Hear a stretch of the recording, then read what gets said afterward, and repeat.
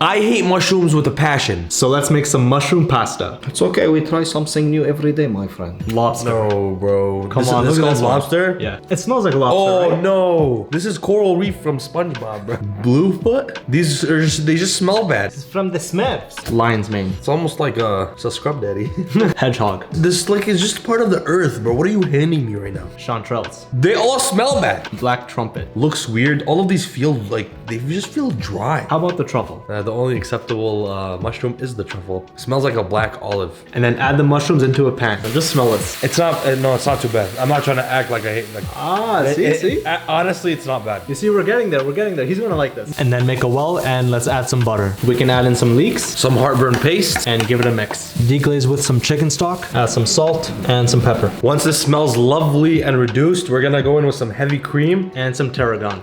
I like to break the spaghetti in half. don't do that, huh? I must protect the culture. Don't disrespect the Italians, huh? Shout out to the Italians. Al dente pasta goes in. I'm gonna add some shawarma. No shawarma. No shawarma, not yet. Wrong video.